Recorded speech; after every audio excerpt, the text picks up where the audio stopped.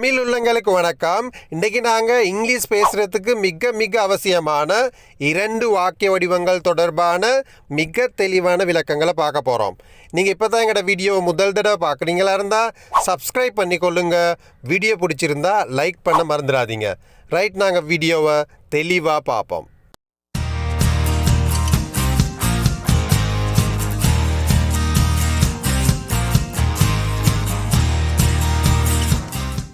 Right, கவனிங்க. நீ இப்போது போனால் நல்லது. நீ இப்போது போனால் நல்லது. நீ இப்போ போனால் நல்லதுன்னு சொல்லுவோம் தானே. இது எப்படி இங்கிலீஷில் சொல்கிறது? You had better go now. You had better go now. ஒரு விஷயத்தை தயவு செய்து கருத்தில் கொள்ளுங்க. நீ இப்போ போனால் நல்லது. கீதா உன்னுடைய தொடர்பை நிறுத்தினால் நல்லது. சிவா புகைப்பிடித்தலை நிறுத்தினால் நல்லது. இவ்வாறான கருத்துக்களை சொல்கிறதுக்கு தான் நாங்கள் இந்த ஹெட் பேட்டருங்கிற பேட்டர்னை பயன்படுத்துகிறோம். இந்த ஹெட் பேட்டருங்கிற பேட்டர்னை பயன்படுத்துறதுக்கான இதில் ஸ்ட்ரக்சர் என்னன்னு பார்த்தீங்கன்னா, சப்ஜெக்டோட ஹெட் பேட்டரை சேர்த்து அதுக்கு பிறகு நீங்கள் வேர்பை பயன்படுத்தணும். வேர்ப்னா வினைச்சொல், வினைச்சொல்லிட ஆரம்ப வடிவத்தை தான் பயன்படுத்தணும்.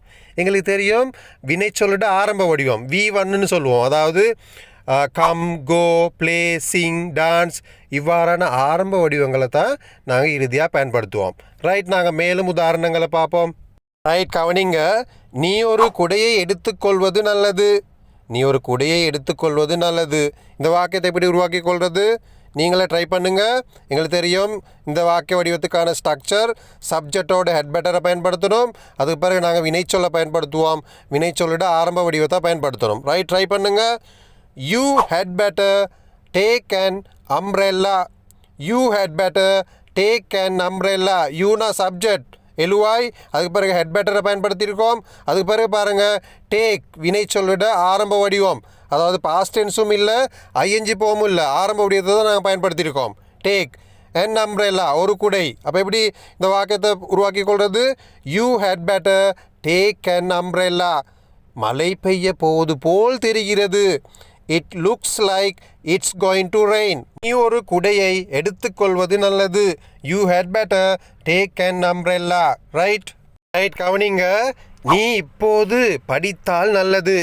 நாளைக்கு எக்ஸாம் தானே, நீ இப்போ படித்தா நல்லதுன்னு சொல்லுவோம் தானே. இது எப்படி இங்கிலீஷில் சொல்கிறது? You had better study now. You had better study now. எங்களுக்கு தெரியும் சப்ஜெக்டுக்கு பிறகு ஹெட் பேட்டரை பயன்படுத்தணும். அதுக்கு பிறகு வினை சொல்லிட ஆரம்ப வடிவம். இறுதியாக நாங்கள் நவ் பயன்படுத்தப்பட்டிருக்குது. நவ்னா இப்போன்ற அர்த்தம். ரைட், அப்போ யூ ஹேட் பெட்டர் ஸ்டடி நவ்னா நீ இப்போது படித்தால் நல்லது. ரைட், நீ உன்னுடைய தொடர்பை நிறுத்தினால் நல்லது. நீ உன்னுடைய தொடர்பை நிறுத்தினால் நல்லது. இந்த வாக்கியத்தை இப்படி உருவாக்கி கொள்வது நீங்களே யோசிங்க. யூ ஹேட் பெட்டரில் ஆரம்பிங்க. யூ ஹேட் பெட்டர் ஸ்டாப்னா நிறுத்துறது. அப்போ you had better stop your எஃபேர்னு சொன்னால் தொடர்பு. அப்போ எப்படி இந்த வாக்கியத்தை உருவாக்கி கொள்வீங்க? You had better stop your affair. யுவர்ன்ற சொல்லிட சரியான உச்சரிப்பு யோன்னு சொல்லணும். யோ எஃபேர், அதாவது உன்னுடைய தொடர்பு. You had better stop your affair. நீ உன்னுடைய தொடர்பை நிறுத்தினால் நல்லது. ரைட், கவனிங்க. இரண்டாவது வாக்கிய வடிவத்தை மிக தெளிவாக பார்ப்போம். கார் ஓட்டுவது சுலபம் அல்லது கார் ஓட்டுவது ஈஸின்னுலாம் சொல்லுவோம் தானே. கார் ஓட்டுவது ஈஸி அல்லது கார் ஓட்டுவது சுலபம். இந்த வாக்கியத்தை எப்படி உருவாக்கி கொள்வது? It's easy to drive a car. It's easy to drive a car. Car ஓட்டுவது சுலபம் அல்லது கார் ஓட்டுவது ஈஸி. ரைட், ஒரு விஷயத்தை தயவு செய்து கருத்தில் கொள்ளுங்க. கார் ஓட்டுவது சுலபம், அவளை மறப்பது சுலபம் அல்லது அவளை மறப்பது ஈஸி. இவ்வாறான கருத்துக்களை சொல்கிறதுக்கு தான் இட்ஸ் ஈஸி டூன்ற பேட்டர்னை பயன்படுத்துகிறது. இது எப்படி நீங்கள் பயன்படுத்த போகிறீங்க? இட்ஸ் ஈஸி டூக்கு பிறகு வினை சொல்லிட ஆரம்ப வடிவத்தை தான் பயன்படுத்தணும். பேஸ் ஃபார்ம் ஆரம்ப வடிவத்தை தான் பயன்படுத்துகிறோம். ரைட், நாங்கள் மேலும் உதாரணங்களை பார்ப்போம். ரைட், கவனிங்க. ஆங்கிலம் பேசுவது சுலபம் அல்லது ஆங்கிலம் பேசுவது ஈஸி. இது எப்படி இங்கிலீஷில் உருவாக்கி கொள்வது? இட்ஸ் ஈஸி டூவில் ஆரம்பிங்க. It's easy to speak in English. ஸ்பீக்னா என்னது? பேசுகிறது. ஸ்பீக்னா வினை சொல்லிட ஆரம்ப வடிவம் பேஸ் ஃபார்ம்னு சொல்லுவோம். ரைட். அப்போ எப்படி இந்த வாக்கியத்தை உருவாக்கி கொள்வீங்க? It's easy to speak in English. ஆங்கிலம் பேசுவது சுலபம் அல்லது ஆங்கிலம் பேசுவது ஈஸி. ரைட். அவளை மறப்பது சுலபம் அல்லது அவளை மறப்பது ஈஸி, இப்படி சொல்லுவோம் தானே. இதை எப்படி இங்கிலீஷில் சொல்கிறது? இட்ஸ் ஈஸி டூவில் ஆரம்பிங்க. It's easy to forget her. It's easy to forget her. forgetனா மறக்கிறது, ஹேனா சீட ஒப்ஜெக்டிவ் வடிவம். சீட ஒப்ஜெக்டிவ் வடிவத்தை தான் நாங்கள் பயன்படுத்தணும் ஹ. அப்போ எப்படி இந்த வாக்கியத்தை உருவாக்கி கொள்வீங்க? It's easy to forget her. அவளை மறப்பது சுலபம் அல்லது அவளை மறப்பது ஈஸி. ரைட். ரைட், கவனிங்க. அவளை மறப்பது சுலபம் அல்லது அவளை மறப்பது ஈஸின்றது எங்களுக்கு தெரியும். It's easy to forget her. ஆனால் எனக்கு அவளை மறப்பது சுலபம் அல்லது எனக்கு அவளை மறப்பது ஈஸின்னு எப்படி சொல்லுவீங்க? யோசிங்க. இட்ஸ் ஈஸி ஃபார் மீயை பயன்படுத்தணும். It's easy for me to forget her. It's ஈஸிக்கு பிறகு ஃபார் மீயை பயன்படுத்தணும். நல்லா ஞாபகத்தில் வச்சுக்கொள்ளுங்க. It's easy for me to forget her.